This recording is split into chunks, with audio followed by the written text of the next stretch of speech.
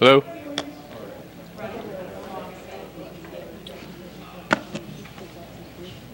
Is Peter here? Peter's here, isn't he? Peter's here. Judy, that's not. Judy, that's not. So we have to give her a call to see. Okay.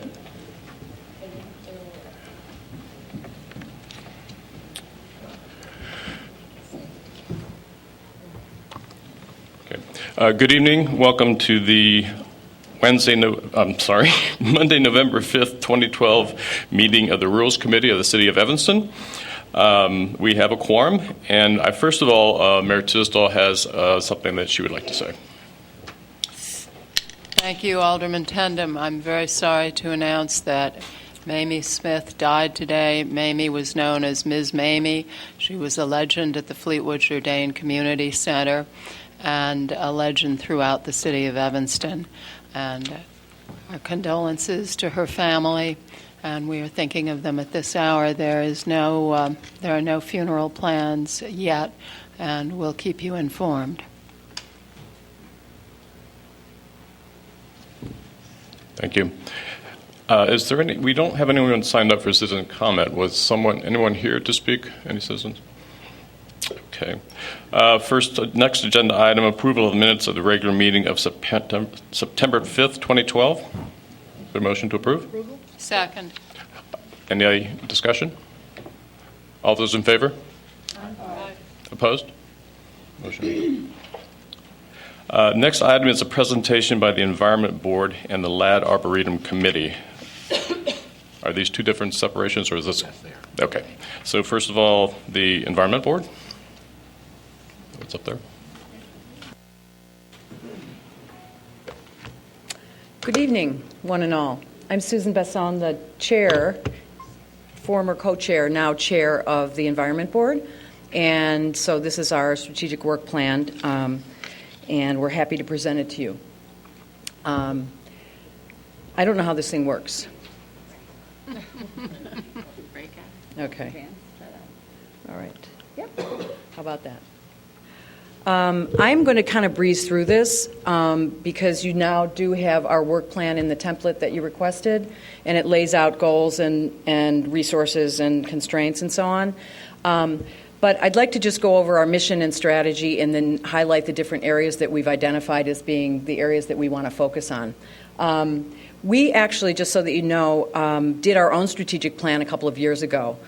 Before we were called upon to do so, my then co-chair Paige Finnegan and I went ahead and did a strategic planning exercise in the summer with our board and created this mission, which updated what had been on the, in the city website for a long time, from the day when environment meant pollution and litter. And so we broadened it because clearly sustainability has become a much wider, broader concern. So our mission is to investigate environmental issues and develop policy recommendations for submission to City Council on matters affecting the environmental health and sustainability of Evanston and city operations, including air, water, waste, transportation, energy efficiency, and public education. I think that's long and covers it all. And we felt, while we could have gone off in lots of different directions because there are a lot of talented folks with expertise on our board and have been over the years, that it made sense for us to anchor our work in what the city had already agreed on were the areas that it wanted to focus its commitments to in the areas of environmental sustainability. So we take as our guiding documents the city's strategic plan, the climate action plan that was created 4 or 5 years ago, the multimodal transportation plan, the bicycle plan, which I understand is soon going to be updated, which is great. And so we have kind of combed through these documents to try to identify areas that might be ripe for some sort of policy suggestions or other kind of action that we could support. In general, just so you know, though, what we want to be is a body that supports what the city is doing in the areas of sustainability. That's where we want to focus our efforts. So we identified 3 areas that we think are the most important and also coincide with the interests and expertise of some folks on our board. The first is transportation or multimodal transportation. And so in the area of multimodal transportation, we have talked about complete streets as a model that would be a great thing for Evanston to recognize, and that recognizes kind of leveling the playing field so that it's not a car-centric community, but one where cars, bikes, buses, foot traffic all share the road. And that has implications for bicycle lanes, bicycle parking, car parking, pedestrian thoroughfares, et cetera. So over the months and years, we've talked with city engineers and others about how we could implement the principles of complete streets. And we've also talked recently about how we might actually get the city to actually either pass an ordinance or otherwise approve the complete streets principles for planning in the city of Evanston. The updated bike plan, which again we learned recently is going to be done. We will definitely be looking to that and are more than available to participate in the process of updating it if that's helpful. We've also talked about ways in which we could encourage the city to develop a bike fleet for municipal employees. And then one of our members, Hugh Bartling, has done some different studies to see how bike parking can be maximized. And there's, of course, as you know, the pilot project done in front of the EAC earlier this year, and our members were involved in helping talk about that. Before I go any further, I wanted to say one other thing that has changed and improved, I think, what's gone on with the board, which is that we used to report to Human Services and had a great working relationship with Carl Caneva. And earlier this year, we began reporting to Suzette Robinson and Public Works, and we think it makes a whole lot more sense because of the scope of our work and the scope of her work. They dovetail nicely, and it's been great working with Suzette, who is at our meetings and has instituted a monthly update so that we can increase, kind of awareness of what the city is doing on its side. So we thank Suzette for that, and Michelle, who's been a really great help, and Catherine Hurley also, who also attends our meetings and stays in the loop with what we're doing. The second goal that we identified is waste, and that encompasses a few different things. As I think some of you know, we were asked by Mayor Tisdall earlier this year, or maybe it was last year, to pay close attention to the Veolia problem, and we tried to see how that problem could be kind of made a more generic concern of ours. So regardless of what happens with Veolia and what has gone on with Veolia, just to make sure that we are aware of the concerns of neighbors in how waste is being disposed of or transported through our community. And then there are other areas that we can have an impact on by reducing waste streams, whether it's composting or increasing recycling efforts. And we have talked some and with Lou Dixon, who is the director of the Evanston Rebuilding Warehouse, about proposing some sort of an ordinance that would provide an incentive for deconstruction versus demolition, or otherwise using salvage materials in construction. And then stormwater management is the third area that we feel we could have some impact. And a couple of our members have worked. I know one of our members, Lee Kwan Chang, has been working with Dave Stonebeck and others at the city to look at the energy, the amount of energy that's used in wastewater treatment, and how we can increase permeable pavement in city building. And we looked at the Sheridan Road development to see if there are ways that we could increase bioswales and other components of green infrastructure so that we can do better stormwater management. These are a couple of the strategies that Lee Kwan submitted. He's working on a case study. The first thing that's listed there is actually at one of the city colleges in Chicago, which is pictured there, and they're looking to see what the impacts of that would be, and has been in touch with city staff around that. The other thing I would say is, we've got a couple of other things. One of our members is on staff at Northwestern, and they are doing a lot of construction, and it involves some buildings with glass, and there have been concerns about bird-friendly building. And so there has been some real interest in trying to develop some sort of policy that would, again, provide incentives for building designs that would, and there are newer ways of doing this that do not compromise aesthetics, that would be safer for birds traveling through the different migration areas in the city. And another member who has actually recently left the board felt very strongly about creating, certainly in this city, this green city and the city of trees, to create some sort of an initiative that would guarantee preservation of trees. And then the other thing I would say is that we're going through a transition. We've had a couple of members in the last few months, one who's moved away, another had to leave for work reasons. So we're actively recruiting, and have been for some time, to get up to our 13-member limit. We're now at 6. We had been at 9 for a while.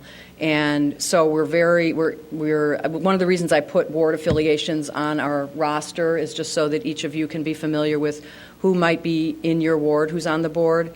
And certainly if any of you have ideas about citizens that you know are active and might be interested in joining the board, we are definitely recruiting.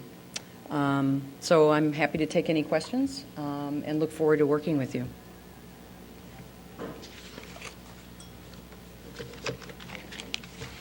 Yes, thank you.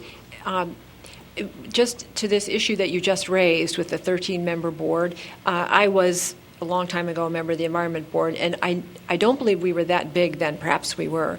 But since I would imagine it is hard to get that fully filled, does the board have you had any discussions about lowering the number so that you can be a full board? Yes, we have. And we would need to amend our bylaws, which we can certainly do. We actually had lengthy discussion several months ago about this when we were a little fuller than we are now. And we decided that, we might as well just keep it as it was, and we moved on to other things. But I think we'll address it again, certainly because our numbers are down a bit. And we also, at one point, looked at the numbers, the membership on many of the other boards and commissions in the city, and most of them have fewer limits as well. 13 is high. Yeah, it's very high. I agree. Yeah. And certainly, our quorum goes up and down given the number of members we have, but it would be helpful to revise that and create a smaller limit. I would urge you to come back, do some discussing, and then look at other boards and perhaps come back to us. Or does the board itself set up the number, or I think it was, isn't it the city council that establishes it? I think the ordinance then follows with their bylaws, so we would need to come back and amend the code. Right. Yeah. So I think that 13 is a really bulky number to try and maintain. Right. Yeah, I appreciate that, and we will do that. We'll put that on our agenda and discuss it, and when we're ready to do that, we would come back to you. Thanks. It would be great if you could get 13. Wouldn't it? Mayor Tisdall? We have several names in the pipeline, so help is on the way. Oh, good. That's great. Thank you for that. I look forward to hearing from them. Alderman Grover? Thank you, Ms. Besson, very much. I think we all appreciate all the work that the Environment Board has done for us over the years, both as our advisors, offering advice on all manner of policy issues, to actually developing legislation for us, and I'm thinking of the Green Building Ordinance. So you've been a great resource to the City Council on all manner of issues environmental. So thank you for that. We have in Evanston a number of really great active environmental groups. Keep Evanston Beautiful, Beautiful, Citizens Greener Evanston. Are there others? And do you regularly gather as a group? Are there? No, we don't. No, there's an idea. We coordination is definitely a really valuable thing for all of these groups. One of the other ones is the EEA, the Evanston Environmental Association. And I was just talking about this with Catherine, and the second planned Sustain Evanston gathering, which is taking place in a couple of weeks, which was originally done in, April, I think. the idea is to pool resources and create collaboration among these different groups for good reason, because we do cross over in a lot of ways, and we're all neighbors because we're all Evanstonians. But we all have slightly different purposes, and I think what sets the Environment Board apart is that we are a resource to the council, and we are a policy advisory board versus a volunteer citizens grassroots effort. And so we certainly intermingle, but we don't have a formal way that we meet on any kind of regular basis. So I think the Sustain Evanston effort is a really good one for that reason. Yeah. Mm-hmm. Manager Bachwitz.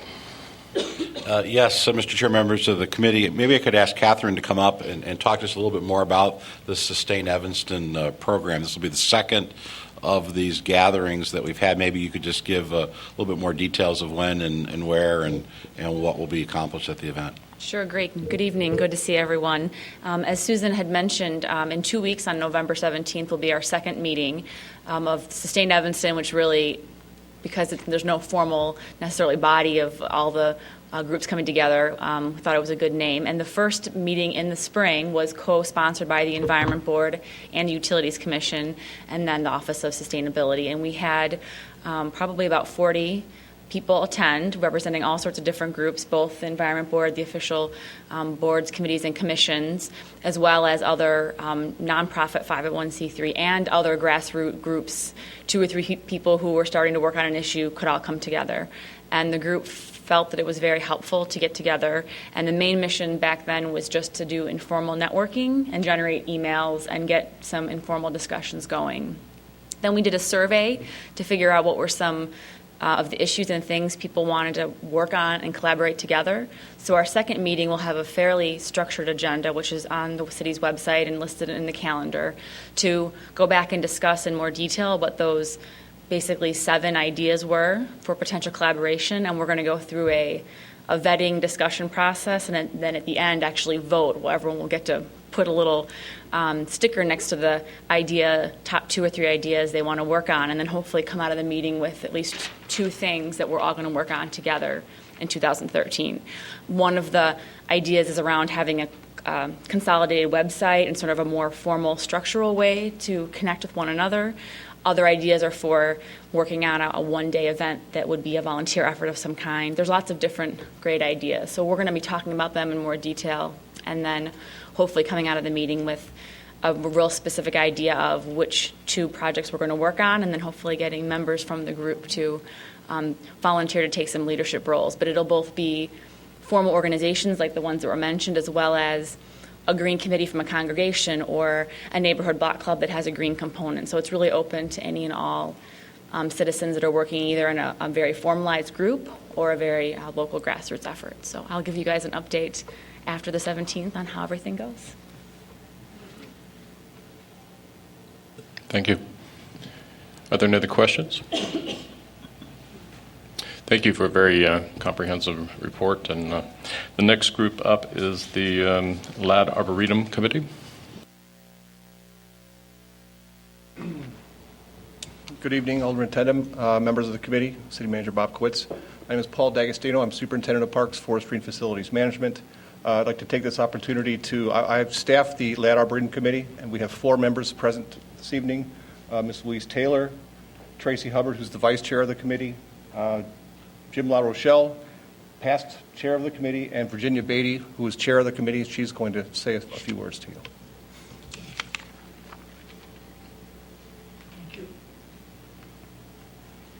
It's a pleasure to be here this evening and talk with all of you lovely people. I assume that you all got a copy of our memo, and I know that you're very good about reading everything you get, so I won't read it to you because I'm sure that it wouldn't make any, you'd still have a complete picture. The Lad Arboretum is a real jewel. It's a real asset to Evanston. We don't really know that it's there, but people in the neighborhood come through all the time with bicycles and with children and with dogs and with books and with an idea that they'd like to have a very pleasant, quiet time. It's a credit to all the Evanstonians who worked hard to convert a sewage canal into an area of tranquil beauty. The Land Arboretum Committee is a hard-working group. This past year, we had a quorum at every regular and every special meeting. The committee has worked closely with Evanston Parks and Forestry staff and crews and with the Ecology Center. We have raised money and found useful, satisfying work projects for over 200 volunteers, including ourselves. Our report covers what we've done and what we propose, and if you have any questions, I'd be delighted to speak. But those of you who know me know that my problem is not in talking, but in stopping. So while you're thinking whether you want to ask a question, I'll say that we've been very grateful for the help and the ideas that we got from Alderman Grover and Alderman Holmes. And we've worked very hard on celebrating the 50th anniversary of the Rotary International Friendship Garden, and we were forced to have 2 Rotary International presidents to plant trees there this year, and the mayor of Evanston to do the honor of accepting the tree for the city of Evanston. Does anybody have a question? Mayor Tisdall? Congratulations. The tree that I was worried about that we planted in 100-degree heat is doing very well. I saw 3 pine cones on it. The secret, Mayor, is to plant the tree a year ahead of time, and then if it doesn't survive, you pick another tree. But Love working with you. well, one thing I would like to say is that our group has worked very hard to work with the department and to work with the personnel. We have done a number of things. One of them was to have a lunch at which we presented certificates of thanks and appreciation to all members of the crews. And that has been a wonderful way of getting to know better their work and what they do and how we can work together with them. And I have gotten a lot of information about how they do things. For instance, they don't run the lawnmower over the packages of cigarettes or other bits of garbage and then leave the pieces there, but they pick them up first. And I thought that was a wonderful, wonderful attitude. They care very much for the work, and we don't notice what they do. We only notice if they don't do. You know, if they don't cut the grass, if they don't trim the hedges, if they don't water and all that sort of stuff. And this was a cruel summer. Lots of watering had to be done. Any questions? Alderman Grover. Yeah, thank you, Ms. Beatty. Thank you to the Arboretum Committee and to Mr. D'Agostino as well. I think, and I'll say it again, I think that our parks that lie on either side of the North Shore Channel are really some of the loveliest spots in Evanston. So the Arboretum on one side, Twigs Butler Parks and all the on the others. other side. It's Really a real treasure. underutilized, underappreciated. Well, that's one reason why you noted our first thing was to make signs that you can see as you go by. Right. And the second one is to see what needs to be fixed. We know what they are, but I would love to direct more foot traffic to those parks and have them do the loops around, and it's really such a lovely you know spot. we have measured distances so that people can, and we'll be finishing that up Great. In the spring, and that we're also working very, very carefully and very closely with Evanston Environmental Association and with the Ecology Center in developing new programs and that sort of thing. We put in, as you note from our memo, new facility, a new space, well, 2 of them really. One was the Prairie Plant Information Plot, and this was working with Northeastern Illinois University student.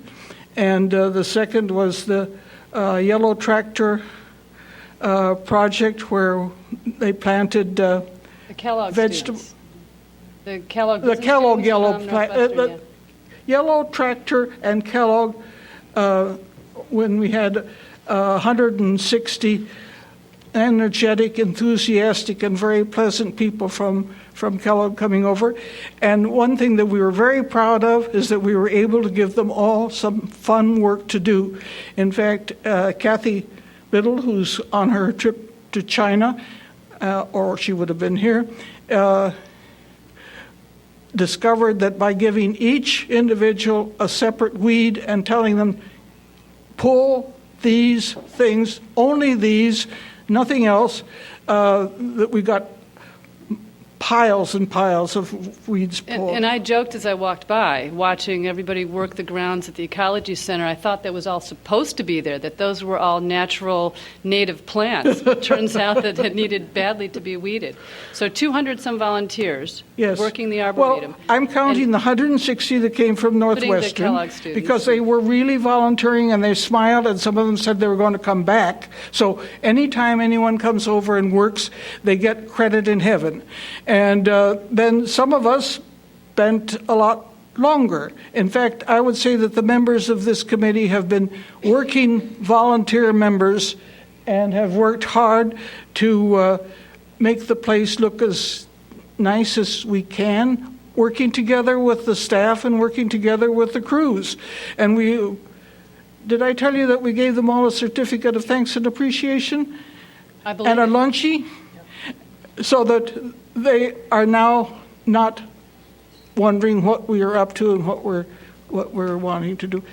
So, two lovely compliments for our crew. Well, the gardens are beautiful. The wildlife is really interesting. You can see coyote, deer, all manner of wildlife. Everything except the big brown bear. Exactly. But I don't know whether we'd want to do that far. So thank you. Thank you very much, all of you. We really appreciate working here in Evanston. We think it's a pretty neat place. Thank you. Thank Thank you you. for your time and presentation. Next item on the agenda is the approval of the 2013 City Council meeting calendar. Mr. Chair. It's been moved and seconded. Are there additions or comments? Mr. Chair. Bobkowitz. The March 25th meeting, we have come to learn that our calculations of Passover were not completely correct. So what we would propose to do is to be dark that fourth week of March. The Jewish holidays are over on Wednesday. That fourth Wednesday would be Economic Development and Transportation and Parking. What we'll do is if we have other urgent business, we'll manage through it. But I think the easiest way would be to amend the schedule so that the meetings in March would be the 11th and the 18th. Otherwise, there's no other changes from staff. Okay. Alderman Wilson. Well, I think in light of what you just mentioned, my question is a little less relevant. But the April 8th meeting is the night before the municipal election, so I didn't know if people had planned to be busy that night or not. Just something to think about.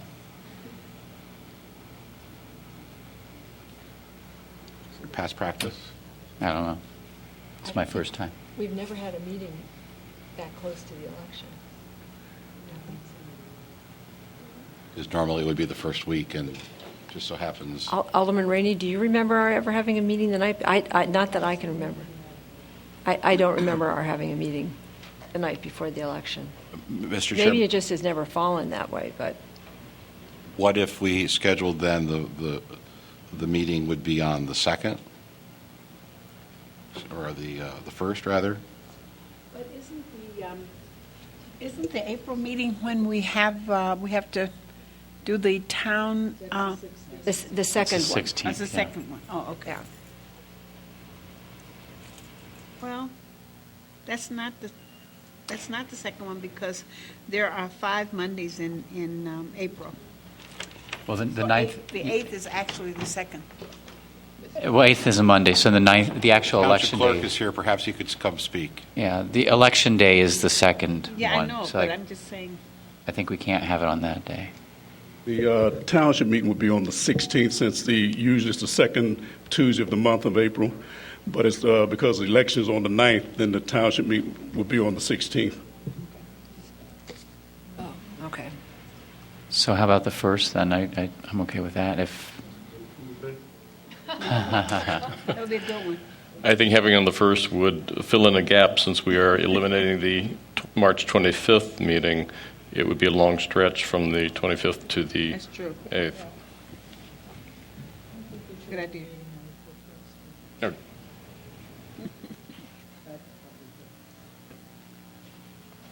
So then, Mr. Chair, we would eliminate the 25th and March 25th and change April 8 to April 1. Correct. Alderman Grover?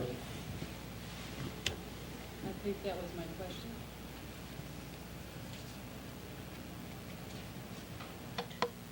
question. Is there a motion to?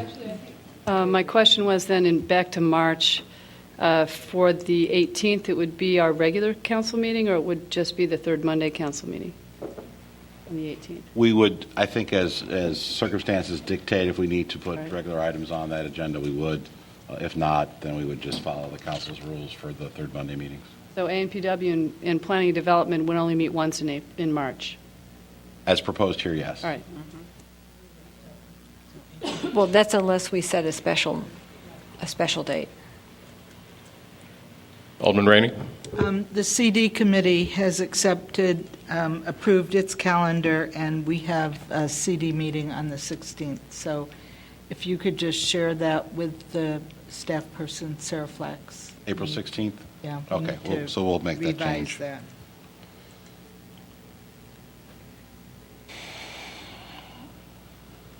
Wally, what happens with Rules and Human Services, which normally meet on the first Monday, which is the first? Again, I think we managed through that. If I think with rules, I don't think that will be a problem. If there's an issue before Human Services, either we would have a short Human Services meeting that same evening or make other arrangements. Okay. Any more comments, questions? Do we need an amendment to incorporate these changes? I think they were all made friendly, so Okay. if there was the motion would accept the With friendly amendments. with friendly amendments. Second? Second? Seconder agrees? All in favor? Aye. Any opposed? The motion carries.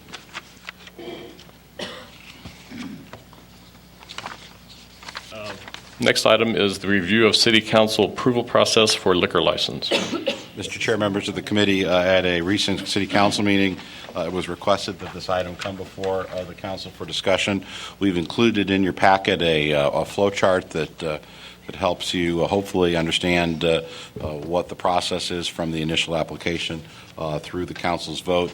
We've also included a letter that is provided to applicants letting them know that the process takes a minimum of 8 weeks. I think the concern that was expressed by the Council a few meetings ago was a number of licenses that were being requested for waiver of second reading, and I think that there was some concern that that was not part of the normal practice for the Council, and that led to the request to have it on the agenda this evening. Alderman Rainey? Well, I feel that I really should clarify it. I think this report is the best one I've ever seen on the process, so that's excellent. But my concern resulted from receiving the convenience store ordinance allowing for liquor licenses at convenience stores. At the same time, we received an application for a license at a convenience store. It's my opinion that there is a very distinct separation between the powers of the Liquor Commission being to review applications for liquor ordinances providing for licenses, and the legislation of developing policy to create ordinances that allow for licenses. It was my opinion, and still is, that the license ordinance we were presented with for convenience store licenses is a very radical move from the kinds of licenses we currently issue, and would open up this city to every single gas station with a convenience store, to every single convenience store, every single Ramey's, every single J&S Foods, every single Shell gas station, every single Marathon, every single Valero, everybody who has a convenience store is going to be in a position to apply for a liquor license. I think that that is totally unnecessary. I think it cannibalizes the operations of our current liquor stores, and there is just absolutely no need for that kind of expansion of liquor licenses in Evanston.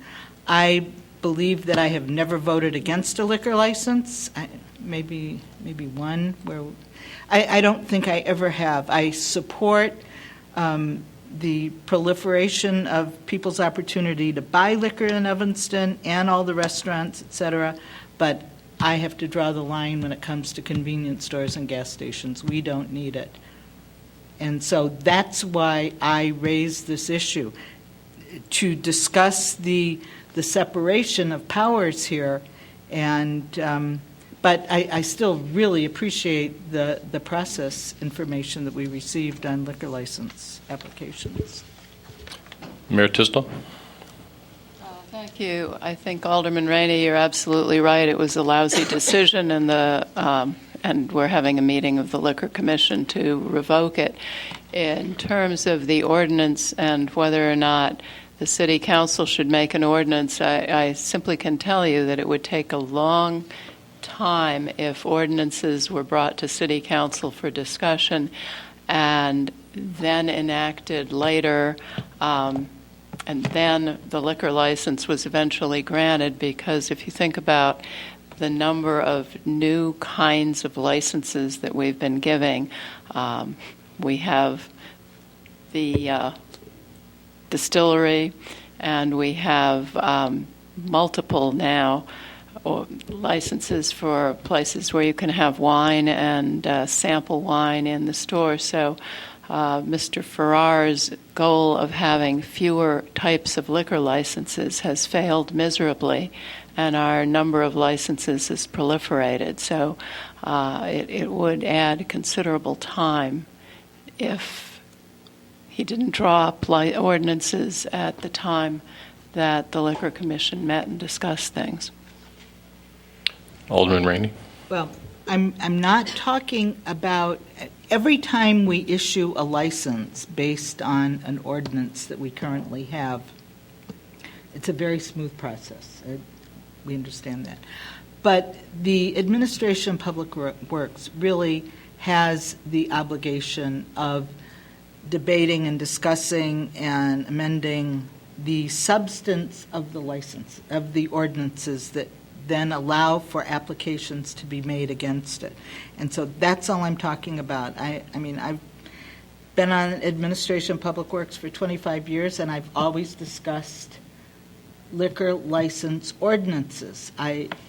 You have every obligation to approve, discuss. This council could never do that job. And I understand that piece of it. But that's once the ordinance has been created. Now, when we can take one of those ordinances and have the legal department amend it so that another kind, a nuance, could fit into it, that's fine. That I understand. But creating a liquor license ordinance for a whole new genre is something that I think that the committee and the council need to be involved in. And I think you might in this case too. So, I mean, I think this council and the Administration Public Works Committee is extremely capable of handling a task of that kind, and I think we've done it. I mean, I know that we've debated and discussed. For example, I remember when we did the catering license. That all took place at Administration Public Works. We've always done that. And then all of a sudden, once we did the ordinance, caterers came and applied for it. Now, caterer came to us and initiated the discussion. The committee developed the ordinance with the legal department and staff. So that's the way it should be. That's all I'm saying. That The convenience store license was not handled like that, and that's why I raised the issue. That's all. Does anyone else have any comments or things to add to this discussion? I was not around for the catering discussion, so I don't know. But I just use that as an example. Anyone else? Thank you. Under new business, I don't know that there are any new business items. Alderman Braithwaite? Thank you, Chairperson. I'd just like to make a referral to the Planning and Development Committee to place on the agenda for discussion and also to set up public hearing dates to review the proposal for the development at 1890 Maple.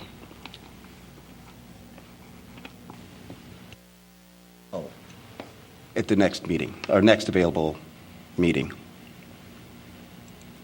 Okay. Thank you. Anyone else? Before we adjourn, Alderman Wilson, do you have something to say? I do have a motion. I have something to say. Pursuant to 5 Illinois compiled statutes, ILCS 120/2A, I move that the City Council convene into executive session to discuss agenda items regarding personnel, litigation, and minutes.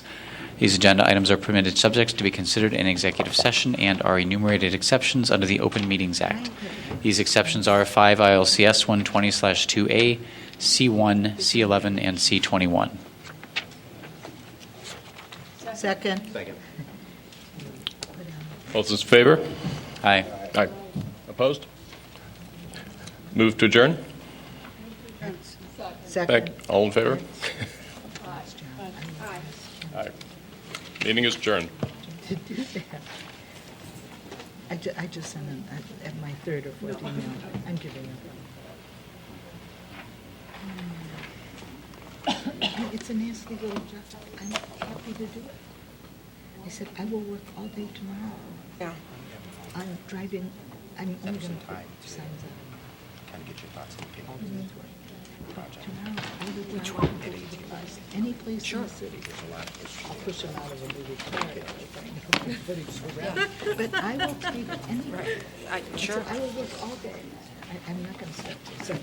But I'll work all day. Yeah, I think the good thing to do, Peter, would be to read. But I can't get, it's, No, you should go back to 06 and read the stuff. I don't need a lot of instruction. I've been That's doing when it this was for originally. 100 years. 09 was just the last I'm amendment. not going to cut my photos. 06 was when it was. Ricky at least paid Pat so we ended up with it, so that was helpful. But I want to help, and I can't get anybody.